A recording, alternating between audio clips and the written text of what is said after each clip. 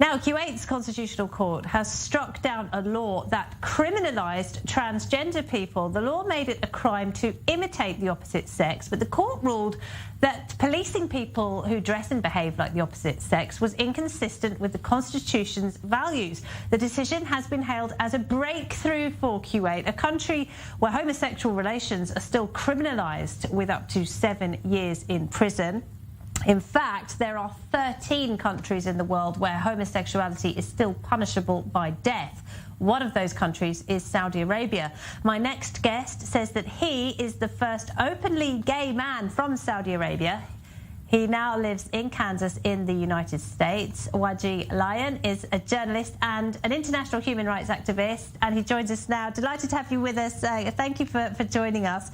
So, first of all, what do you make of this move by Kuwait? Is this a tiny step forward for LGBT rights?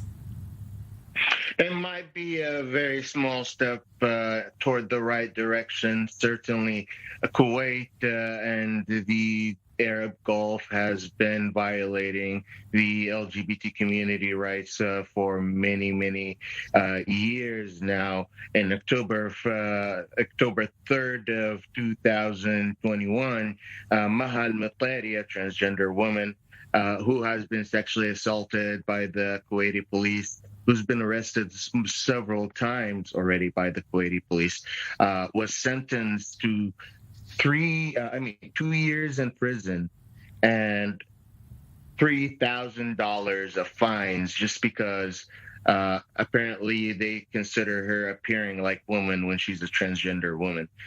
So there is a huge leap in the system that we are seeing currently in Israel and in Kuwait, and we hope that these decriminalization move to legalization and allowing the transgender community to have a better life in Kuwait.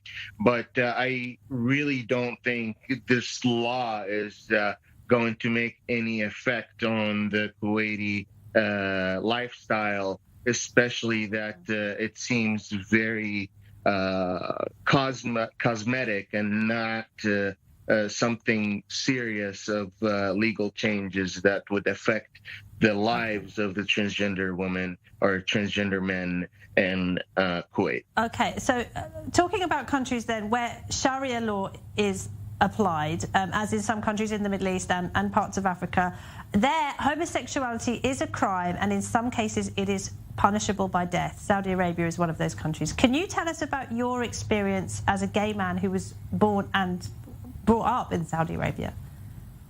I grew up in a very religious family in Saudi Arabia. In fact, I'm a descendant of the Prophet family. My dad is a Wahhabist, and I had to memorize the Quran on a daily basis. It was a very strict environment. I had so many hatred toward myself. I even tried to commit suicide several times.